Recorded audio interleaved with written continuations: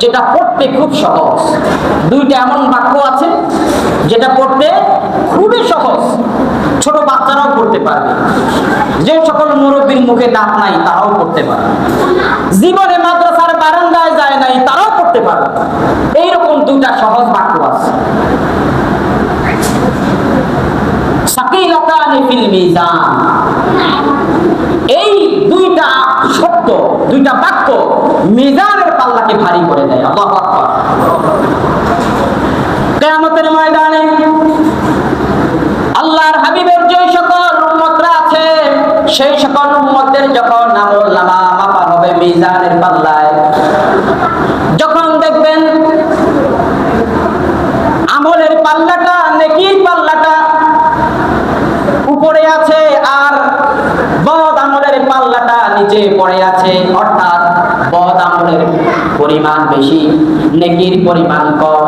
আল্লাহর হাবিব দু জাহানের কামলিওয়ালা নবী মুহাম্মদ সাল্লাল্লাহু আলাইহি ওয়াসাল্লাম একটা কাগজের মধ্যে দুইটা কালাম লিখে দিবেন, সুবহানাল্লাহ। আর বললেন, ফেরেশতারা যাও, এই দুইটা কালাম আমার সেই উম্মতের পাল্লায় দিয়া দাও। নেকির পাল্লায় যখন এই কাগজটা রাখা হবে, খোদার কসম কাগজ রাখতে দেরি, পাল্লাটা ভারী হতে দেরি হবে না।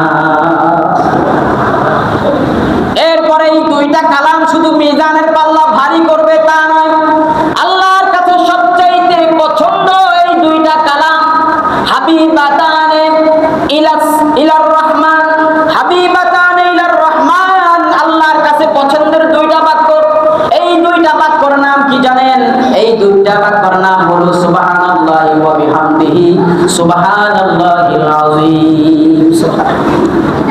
সুবহানাল্লাহি ওয়া বিহামদিহি সুবহানাল্লাহিল আযীম। এই দুইটা বাক্য কি ওজন, কি মর্যাদা, আপনি কাউন্ট করে ভুল পাইবেন না যে কি মর্যাদা।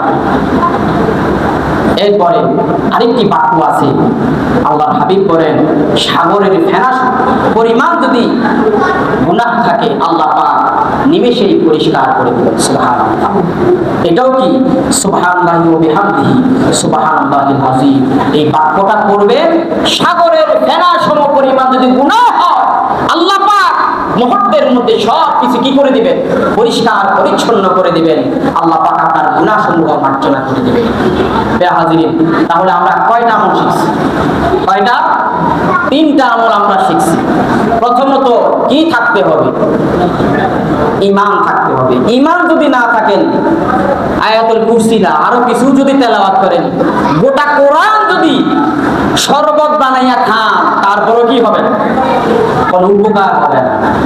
ঈমান নামক সেই নূর যদি অন্তরে থাকে, তারপরেই কেবল এই সকল আমল আল্লাহর দরবারে কবুল হবে।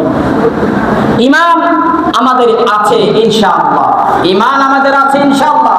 পাশাপাশি আমরা আমল করব। প্রত্যেকটি নামাজের পরে 5 ওয়াক্ত ফরজ নামাজের পরে আয়াতুল কুরসি তেলাওয়াত করব, সুবহানাল্লাহি ওয়া বিহামদিহি সুবহানাল্লাহিল আযীম করব। এরপরে তাসবিহে ফাতিমি, যেটা সুবহানাল্লাহ, আলহামদুলিল্লাহ, আল্লাহু আকবার, এগুলা পড়ব। এরপর আরেকটি কল্যাণকর একটি দোয়া আল্লাহ পাক কোরআনুল কারীমে শিখিয়ে দিয়েছেন, সেটা হলো কি?